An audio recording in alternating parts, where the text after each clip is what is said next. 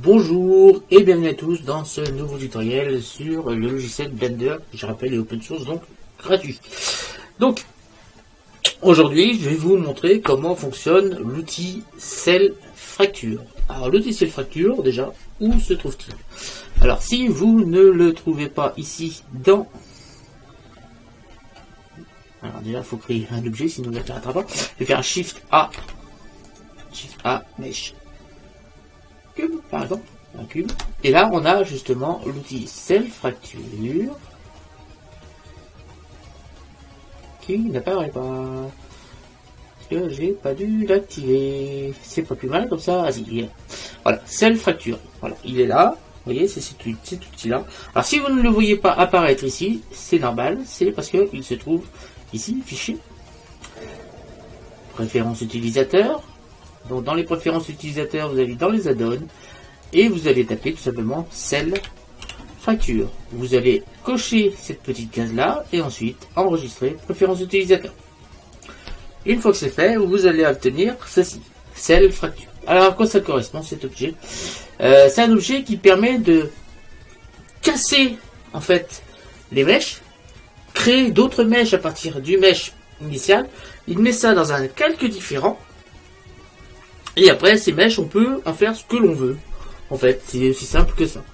On peut les percuter, on peut les exploser. C'est ainsi que j'ai fait une petite vidéo pour casser une vitre avec une balle et faire traverser... et que la balle traverse la vitre tout en la cassant. Voilà.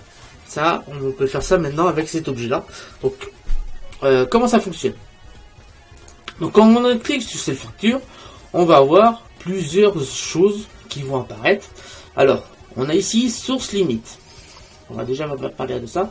Ça veut dire que ça va diviser, ici, source limite, ça va diviser notre mèche initiale en 100 mèches différentes. Voilà, il y aura 100 parties différentes dans le mesh. Alors, soit on peut cliquer ici. C'est-à-dire que là, on va créer nos propres mèches. Il suffit de cliquer ici, je vais cliquer sur OK, et ça va créer nos mèches.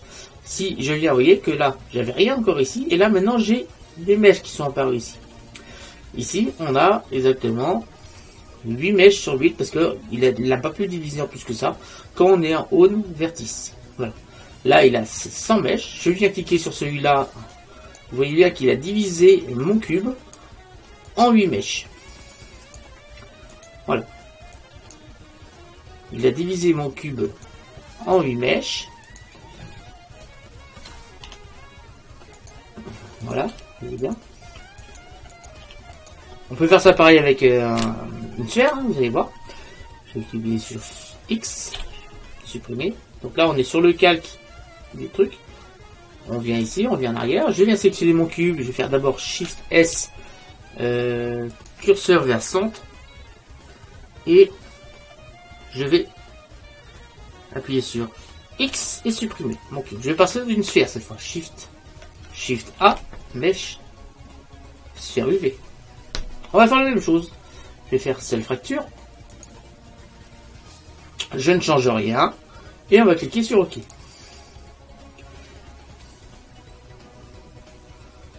Voilà. Tac, tac, tac. Il a divisé mon mesh en...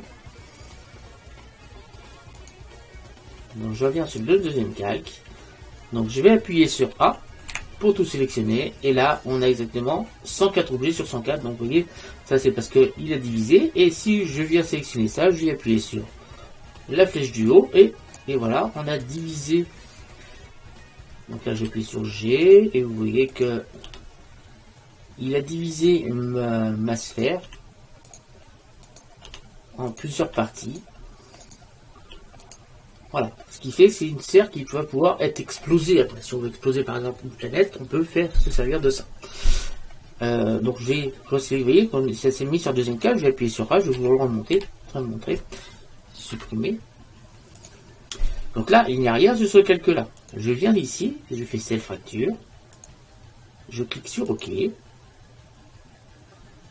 faut d'abord sélectionner l'objet.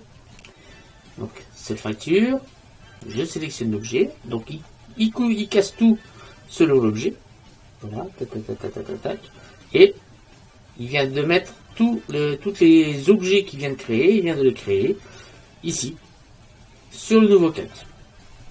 Ce qui me permet, si jamais la fracture ne me plaît pas, d'effacer carrément tous les objets de ce calque et d'en recommencer un autre derrière. Donc il y a dans cette fracture plusieurs façons justement de fracturer. Donc là, on vertice, c'est en fonction de la forme initiale. Vous avez vu que pour mon cube, il a séparé mon cube en cubes. Pour une sphère, il part du centre de la sphère et il divise aléatoirement ma sphère en plusieurs parties. Pour un cylindre, on va partir d'un cylindre cette fois. Hop. Je viens ici, je sélectionne ça, je fais X, supprimer, on va partir d'un cylindre, Shift A, Mesh, je vais partir d'un cylindre. Le cylindre, lui, il va le faire en... Je touche à rien, hein, je fais seulement ça. Vous voyez, il part d'un axe au milieu, il va diviser le cylindre comme ça, à partir de l'axe du milieu. On va voir ce que ça donne comme forme. Je viens ici. Et on a, en fait, des parties comme ça. Je vais appuyer sur G. On va décaler encore un peu. G. G. G. Vous voyez qu'il m'a fait des parts comme ça. Voilà comment il va diviser le cylindre. Donc A pour tout sélectionner. X pour supprimer. Je reviens sur mon calque initial. Je viens sélectionner mon objet. Je fais X supprimer. Shift A. On va partir cette fois d'un tore par exemple. D'un tore. Celle fracture. Je fais OK. Et il va diviser mon tore comme ça. À mon avis, c'est plutôt quelque chose d'aléatoire sur le tore. Donc on va venir là. On va voir à peu près comment ça a été découpé. Vous voyez que ça a été découpé aléatoirement. Je vais appuyer sur G. Vous voyez qu'on a des choses aléatoires.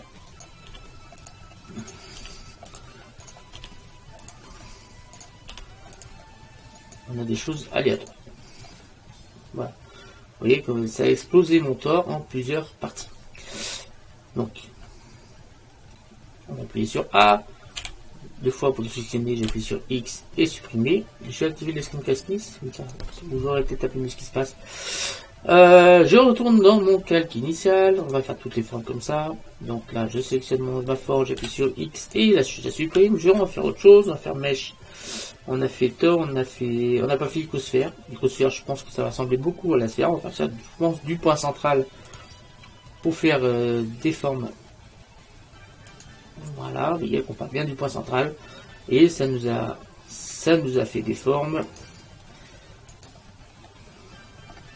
Donc G qui part du centre. G, voilà. Donc A pour tout sélectionner, X pour supprimer. Alors une petite chose aussi qui est très importante ici, si je fais un Shift Z, on n'a pas de texture sur ma forme. Je vais sélectionner ma forme, je vais lui mettre une texture. On va lui mettre par exemple une texture de PBR.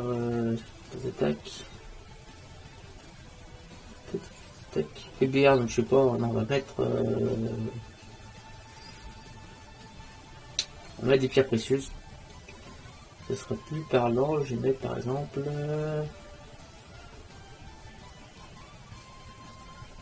rubis. Voilà, j'ai mis mon icosphère à une texture de rubis. Voilà. Si je viens, je fais Shift Z pour repasser en mode solide. J'appuie ici sur cette fracture. Je vais cliquer sur OK. Et tous les enfants, c'est-à-dire toutes les parties qui vont être dans mon deuxième calque. Donc là, je n'affiche que mon deuxième calque. Ça veut dire que là où il n'y a que mes éléments séparés, eh ben, si je fais un Shift Z, ils sont également en rubis. Mais comme ça a été séparé, vous voyez que si je viens cliquer ici ou que je viens cliquer ici, on n'a pas la même chose parce qu'ici on a des faces supplémentaires qui sont liées à la séparation de nos objets. Je viens sélectionner un objet là, j'appuie sur G et on a bien ici plusieurs faces qui ont chaque objet, chaque nouvel objet. Alors attendez, hop, G. Chaque nouvel objet a hérité de la texture Ruby.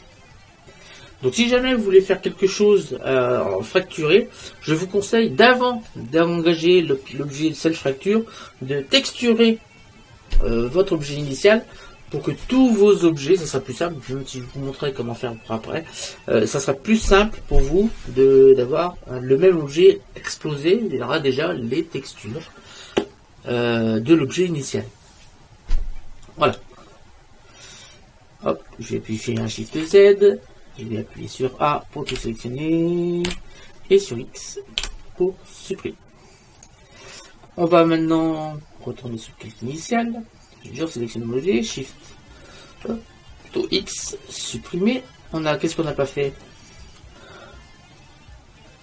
On a fait cube, on pourrait faire un plan, on peut toujours exploser un plan. Self Fracture, ok. Donc là, il me l'aura coupé en 4 carrés. C'est le même principe que pour le cube, mais sur un plan. Donc G, vous voyez, il m'a séparé mon objet en 4 carrés. Donc X, supprimé. A, X, supprimé. AX, supprimé. Shift A, mesh, il nous reste... on va faire le singe, Suzanne. Voilà. Tac. On va pareil, faire Self Fracture.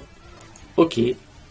Donc il va séparer Suzanne en plusieurs parties. Vous voyez qu'il conserve toujours la forme de Suzanne. Si je viens sur mon deuxième calque, et vous voyez que là, par contre, il y a quelques petits bugs ici qui viennent s'apparenter. Ça vient du Self Fracture qui vient faire ça, qui fait perdre quelques mèches qui disparaissent, et il y en a d'autres qui apparaissent. C'est pour ça que moi j'évite, pour les formes simples comme les sphères, les cylindres, les cônes, les cubes, les tores, c'est des formes qui sont assez simples. On peut utiliser le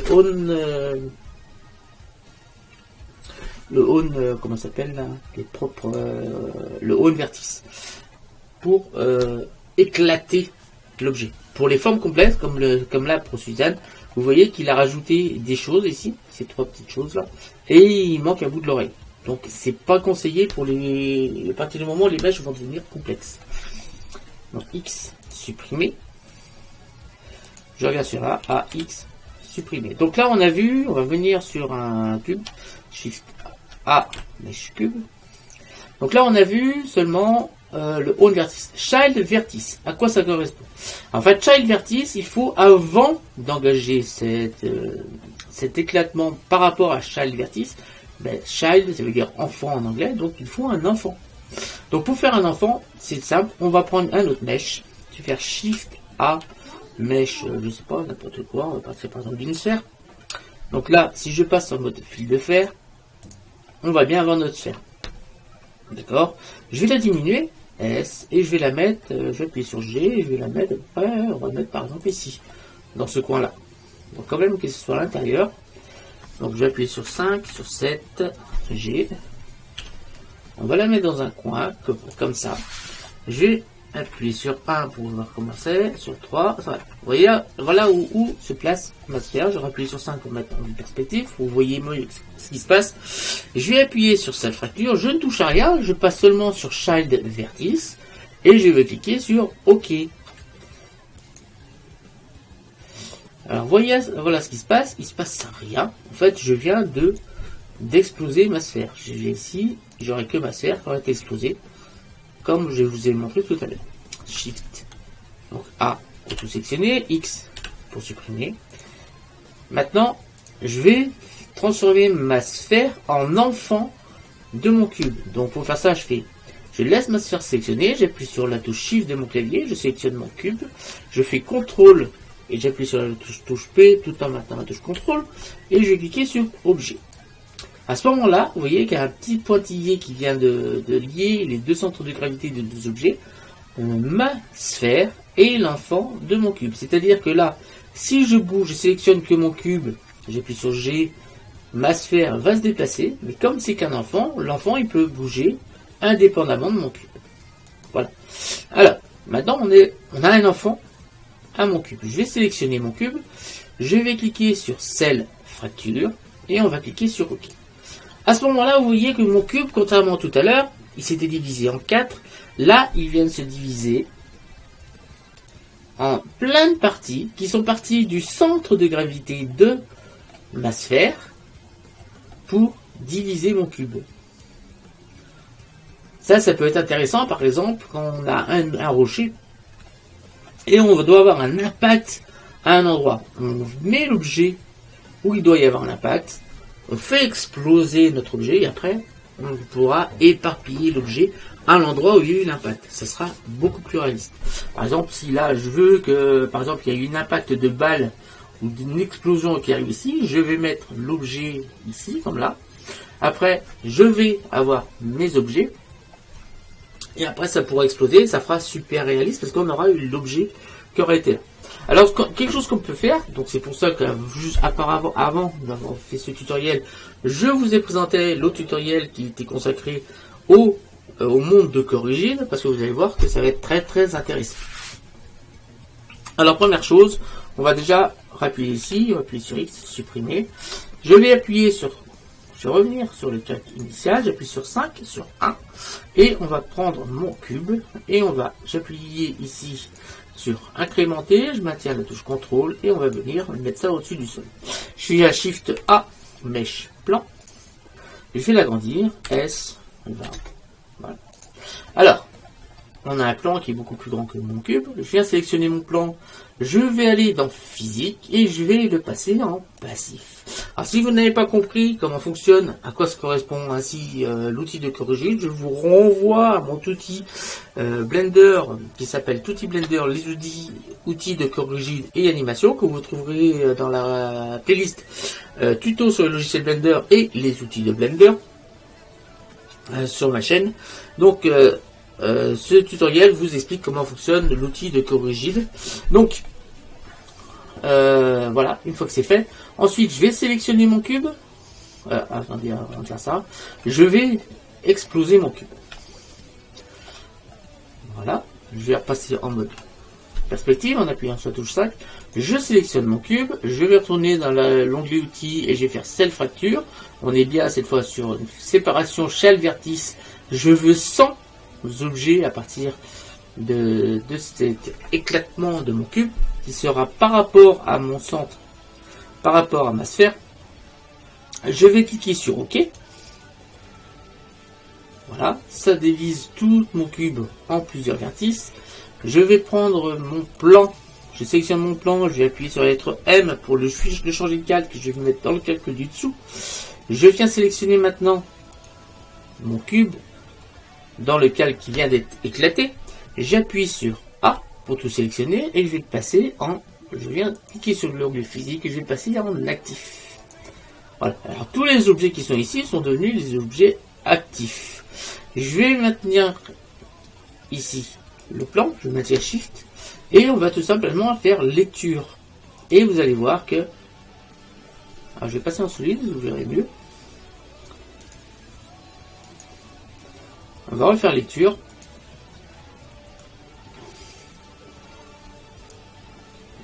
Vous voyez, c'était vite fait. On vient de détruire le cube par rapport à mon objet enfant. Et c'était très vite fait. Vous voyez que on avait un cube et il a été éclaté. Donc là, je vais appuyer. Je vais venir sélectionner seulement le calque où il y a tous mes objets. Je vais appuyer sur X. Je vais supprimer. On va retourner maintenant dans le cube initial. On va même pouvoir venir chercher ma sphère et la déplacer. Je vais appuyer sur G. Je vais la mettre par exemple ici. Je vais sélectionner mon cube. Je vais dans Outils. Et je vais appuyer sur Cell. Et là, cette fois, on va mettre 200 enfants. On aura beaucoup plus de détails. Vous allez voir ce qui va se passer. J'ai appuyé sur OK. Donc là, ça va prendre un peu plus de temps parce que forcément, il y a beaucoup plus de détails. Voilà. Le cube est terminé. Donc là, mon cube est ici. Je vais appuyer, comme tout à l'heure, je vais appuyer sur physique et je vais cliquer sur ajouter à actif. Je vais maintenir Shift, je vais aller chercher mon sol et on va lancer la lecture. vous voyez que sans problème, Blender a explosé mon cube par rapport au centre de gravité de l'enfant qui était là. J'ai déplacé ma sphère dans mon cube et la percussion était à un autre endroit et on a détruit le cube. Voilà. Alors je vais pas tout vous montrer sur cette fracture, je vais surtout vous montrer tous les outils que moi j'utilise pour faire des explosions. Enfin, il faut savoir que j'utilise deux outils vraiment. L'outil enfant, ce qui me permet de placer un objet pour que ce soit précis. Par exemple, quand j'ai une percussion de balle, je veux que l'objet explose à l'endroit où j'ai mis la chose. Ou on va se servir d'un autre outil dans cette fracture. Donc là, on va partir d'un plan. Voilà. Je vais supprimer ça.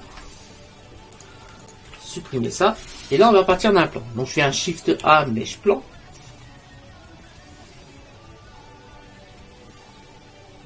Shift A, mèche plan. On va le tourner. Donc, je vais faire un R, Y, 90. Je vais me mettre sur la vue orthographique avec la touche 5 du pavé numérique, sur la vue 1, sur la vue 3 pour se mettre en vue de droite. J'appuie sur la touche point du pavé numérique pour centrer ma vue au niveau de l'objet sélectionné. Ensuite, si je vais voir dans cette fracture, on a autre chose. Donc on a eu haut de vertice, child vertice. Donc là, après, il faut créer un champ de particules. Après, il faut faire des particules enfants. C'est toujours le même principe. Mais là, on va surtout parler de crayon gras, qui est quelque chose qui est quand même très très avantageux. Car en fait, le crayon gras, c'est quelque chose que c'est vous qui dessinez vous-même où vous voulez que ça se sépare. Voilà. Alors, première chose, il faut que vous ayez à droite ici, sélectionnez calque des crayons gras. Vous allez cocher objet, en ayant l'objet sélectionné, et on va cliquer sur nouveau. Donc là, on a un nouveau crayon gras, et on va créer un nouveau calque. Voilà. Vous allez avoir ceci. Et là, on va pouvoir dessiner nous-mêmes des traits sur notre objet parce qu'on a sélectionné objet. Donc, je viens ici, j'appuie sur la lettre D et on va pouvoir dessiner sans problème des formes. Voilà.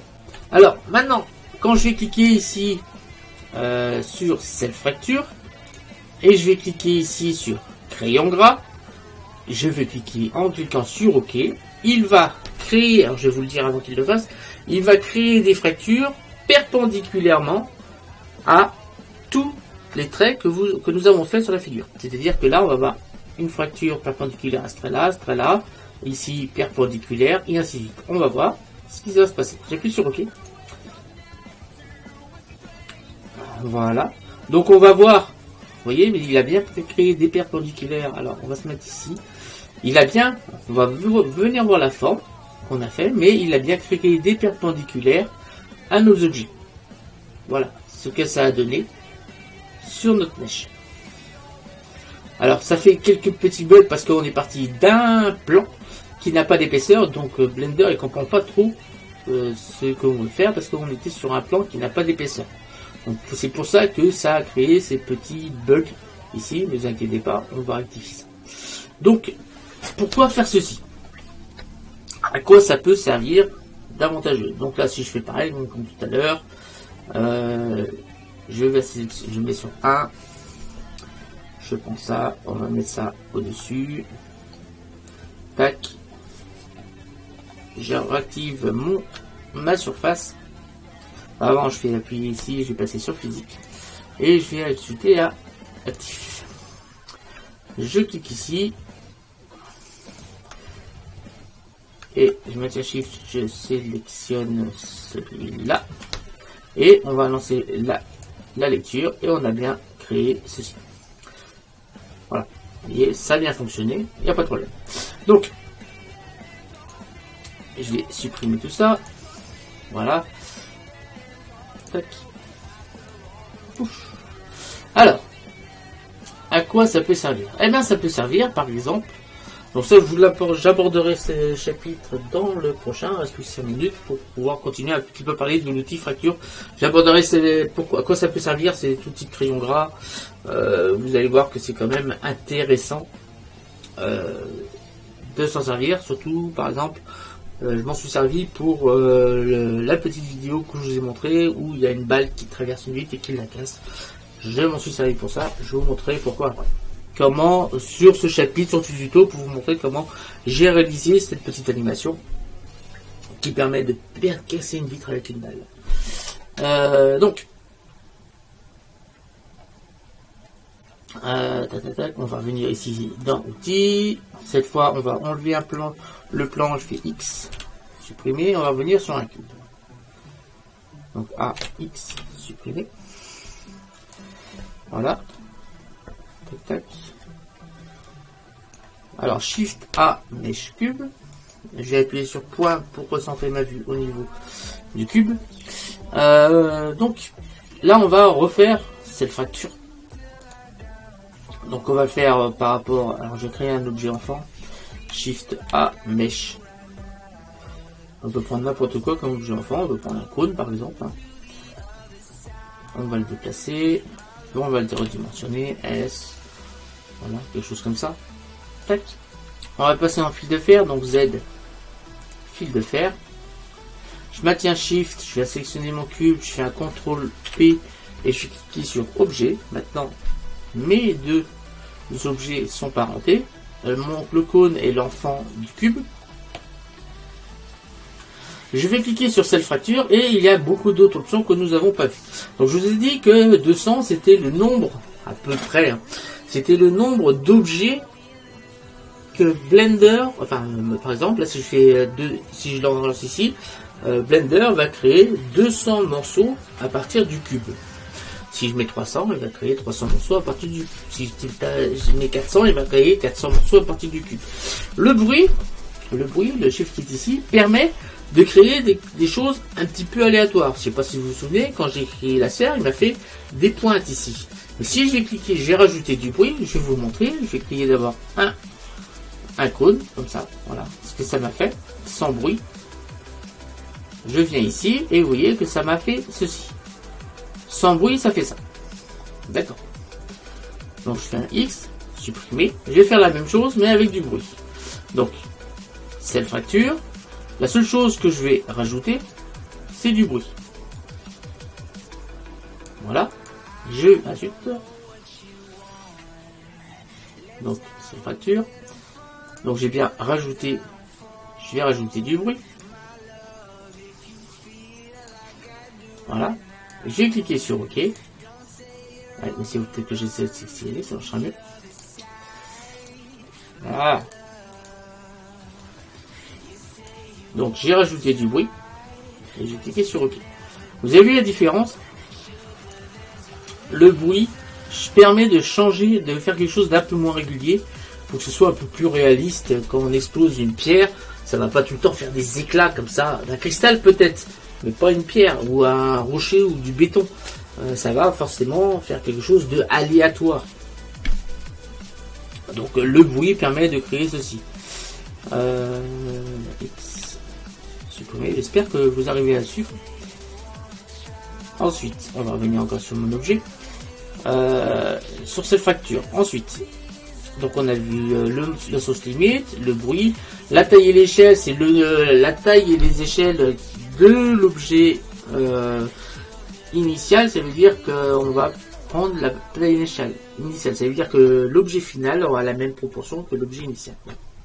Ça généralement on n'y touche pas, parce que le but c'est d'exploser un objet, donc il n'y a pas de raison que ça augmente ou que ça diminue. Pour aucune raison. Récursion. À quoi ça correspond récursion? Récursion, je vais vous le montrer. On va partir ici, on va descendre ici à 50. Ici, on va enlever le bruit. Et on va passer en haut vertice. Shade plutôt, ce sera mieux, ce sera plus visible. Donc là, on reste une restructuration à 0.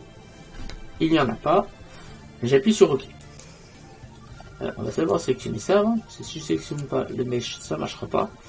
Donc on est à 50, on n'a pas de bruit, on est sur chaque vertige, donc il va logiquement faire la casse à partir du centre de gravité de l'enfant. Donc une fois que c'est fait, on a récursion à 0, on va cliquer sur OK. Vous voyez qu'il m'a fait quelque chose d'assez régulier. Voilà, il m'a fait ceci. Si je passe en mode solide, Shift. Solide. Voilà ce qui s'est passé. On a plusieurs objets. On a déjà celui qui enroule, un genre de cône qu'on a fait. Et ensuite, on a nos différents objets qui sont là, qui ont été séparés. Voilà un peu la fracture qu'il a fait à partir de ceci. J'appuie sur A, sur X et je supprime. Je retourne ici et on va resélectionner mon cube. Je vais retourner dans cette fracture et cette fois je vais augmenter la récursion. Je vais passer à 2 par exemple et je vais cliquer sur OK. Je ne sais pas si vous vous rendez compte, mais en fait il fait l'action 2 fois. Donc là il va y avoir quelques petits bugs, ça temps de chargement parce que c'est plus long. Et je vous explique pourquoi après. Et vous voyez que si je passe en fil de fer, Z, fil de fer, on a énormément de choses. En fait, je vais vous expliquer ce qui s'est passé. Il a fait 2 fois la chose. Ça veut dire qu'il a déjà, première fois, il a fait la même case que comme quand il y avait une récursion à 0. Après, il a fait une case comme c'est à partir de l'objet initial, enfin de tous les objets initiaux. Il a recréé une autre case avec les mêmes configurations. J'ai fait une récursion 2 fois, donc il l'a refait encore une 3e fois. En fait, il a fait 3 fois la même chose. Je vous rappelle qu'initialement, ici, j'avais mis que 50 objets de la source limite, mais on se retrouve avec 239 objets. Tout simplement parce qu'il a fait 3 fois la même chose. Voilà, ça sert à ça la récursion. Il y en a plein qui s'en servent pour avoir des détails précis, mais le problème c'est que on a, je vais vous le montrer, je pense qu'on a le problème ici. Si je déplace par exemple cet objet, je vais appuyer sur G, je pense qu'on va avoir des petits bugs, c'est pour ça que c'est pas conseillé de s'en servir.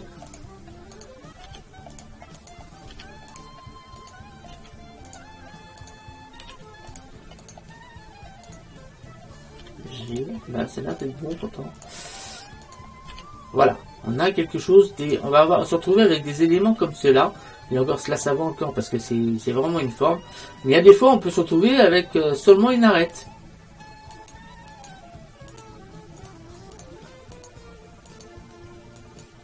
Et à ce moment-là, pour les animations, surtout pour si derrière on veut faire non, là, c'est l'air de fonctionner. Attendez, j'ai vu quelque chose là justement. Si là, ça a l'air de d'avoir voulu fonctionner. Mais si derrière on veut exploser, parce que généralement quand on se sert de cette fracture, c'est pour faire une explosion, une destruction d'un objet.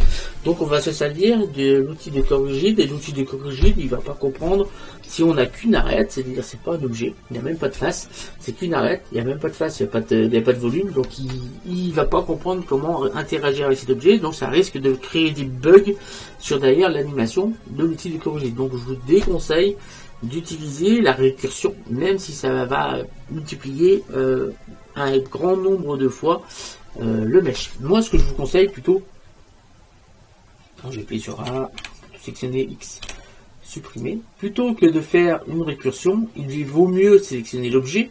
Donc là, vous avez vu qu'on avait à 239 objets, d'aller chercher cette fracture, de mettre ici, on est à 239, donc on va mettre 239. Voilà, on met une récursion bien sûr à 0. Vous voyez qu'on peut aller beaucoup plus loin. On met une récursion à 0 et on va rajouter un peu de bruit. Voilà, je vais lancer l'activation. Voilà, déjà ça va plus vite, ça demande moins de calcul à Blender. Ici, on a notre objet qui a été séparé. Ça me paraît déjà beaucoup plus réaliste pour une explosion par rapport à tout à l'heure. Et on obtient quelque chose de sympathique. Voilà, X supprimé. Alors on va continuer l'étude un peu de cet outil Cell Fracture. Voilà. Donc là ensuite on a big, petit, grand. Voilà. Alors, ici, hop, on va revenir à 0. Ici on va mettre 500 par exemple. Et on va cliquer sur OK. Donc on est bien sur. Alors on peut cliquer sur aléatoire. Je vais cliquer sur OK. Alors déjà, il faut sélectionner ça, sinon ça ne marchera pas. Et on va cliquer sur OK. Voilà. Tac. Je viens ici et vous voyez que tous les éléments séparés sont à peu près de la même taille. OK. Je fais X, supprimer. Je reviens, alors attendez, A, X, supprimer. Je reviens ici. Je retourne sur cette facture et ici on a un random qui passe de 0 à 1. Si je mets 0, je vais cliquer sur OK. Alors, sélectionne l'objet que je vais couper. Cette facture. OK. Là, si je retourne ici, là, contrairement à tout à l'heure, tout est vraiment hyper régulier. Cet objet-là et cet objet-là sont identiques. Celui-là et celui-là sont identiques. L'écart entre chaque, c'est très régulier. J'appuie sur A deux fois, j'appuie sur X pour supprimer. Je reviens ici, je resélectionne mon cube. Je retourne sur cette facture et on va augmenter un petit peu ceci. Voilà, et je vais cliquer sur OK.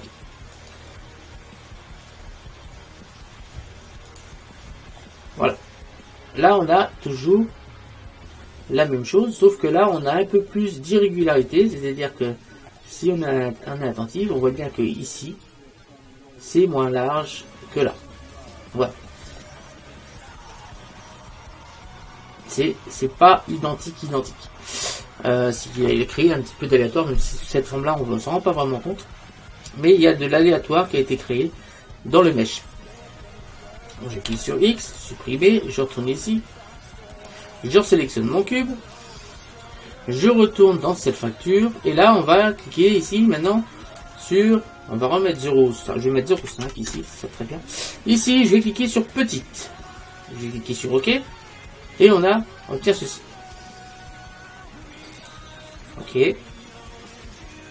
Donc là, je vais appuyer sur M et je vais passer ça dans un autre calque. Je vais passer ici. Je reviens sur mon objet initial. Je reviens ici. Je vais cliquer sur cette facture. Et cette fois, je vais cliquer sur Big. Je vais cliquer sur OK. Voilà ce qui s'est passé. Alors, on a ça, c'est du Big. Ça, c'est du petit. Alors vous allez me dire que vous ne voyez pas la différence. Parce qu'en fait c'est l'objet qui est le problème, c'est que là ce ne soit pas trop parce que c'est l'objet. En fait c'est simple. Tac. C'est la forme de la facture que j'ai faite là qui ne va pas.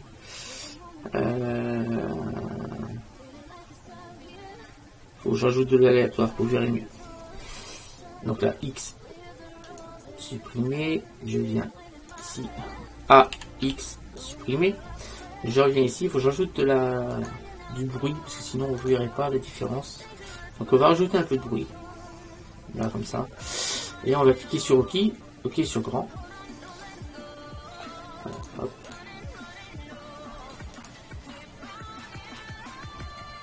OK sur grand. Donc là on est sur des big. Voilà. Donc je viens ici, je vais appuyer sur la lettre M et je vais passer ça sur le calque. Maintenant, on retourne là, on sélectionne ça, cette facture, cette fois on va cliquer sur petite. OK. Voilà. Alors, on a fait la même chose, sauf qu'il y en a un qui est cliqué sur petit et l'autre qui est cliqué sur grand. Ben, comme vous voyez, là, on a des plus petits morceaux. Je sais pas si vous vous rendez compte, c'est plus coupé plus petit.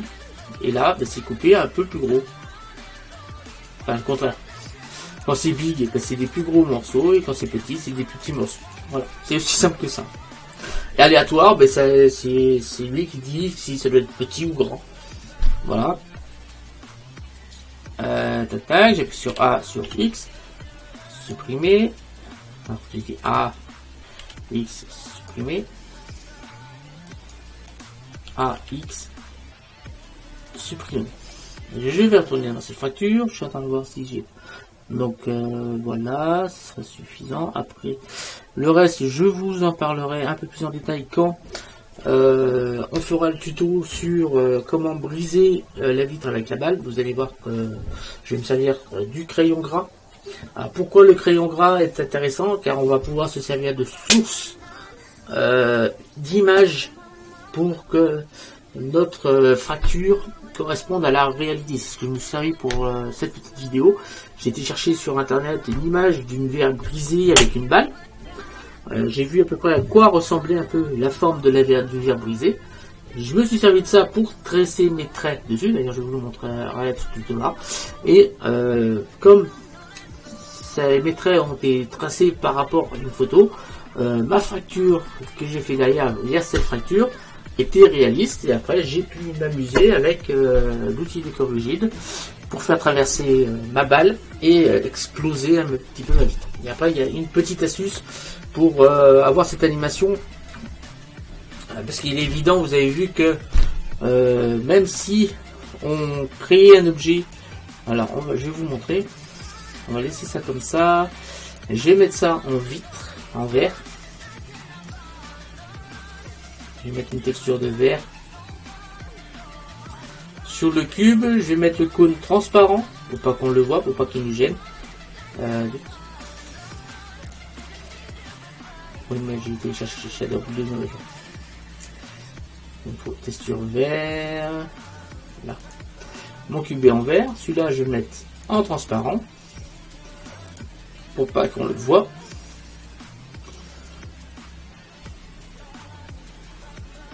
Voilà. Maintenant, je vais faire une fracture. Celle fracture. Ok. Alors, je vais faire un Shift Z. Ici. Shift Z. Et vous voyez que on a notre cône qu'on voit à l'intérieur, même si c'est transparent. Et si je viens ici, on a ces morceaux-là. Donc vous voyez qu'on n'a pas la même chose. Et si je lance une animation, je vais appuyer sur 5, je vais sélectionner les deux. Le problème, c'est que même si j'en mets un transparent, on verra quand même les fractures. Donc je vous montrerai comment l'astuce qu'il faut faire, parce que le but c'est qu'au départ on voit ça, on voit que notre cube, et après l'explosion on voit ça.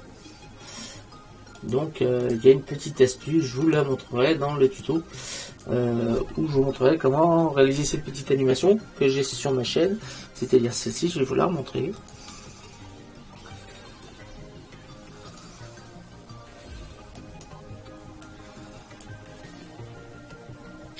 Voilà, pour faire cette petite animation, vous avez vu qu'au début, on n'a pas du tout d'image, et on a la verre brisée que quand la balle percute la vitre. Je vous montrerai la petite astuce qu'il faut faire pour réaliser ceci. C'est assez simple en fait, mais je vous montrerai comment faire. Donc je vous remercie de m'avoir suivi pour ce tutoriel. Je vous dis rendez-vous très bientôt pour de nouveaux tutoriels. Donc le prochain, je vous montrerai comment réaliser cette petite animation, c'est-à-dire on va percuter, on va lancer une balle sur une vitre et elle va percuter la vitre, il y a des éclats qui vont s'envoler, et on fera un petit peu derrière un petit montage sur After Effects pour ajouter le bruit de la balle qui traverse le verre. Donc je vous remercie de m'avoir suivi, je vous donne rendez-vous très bientôt pour ce tutoriel là.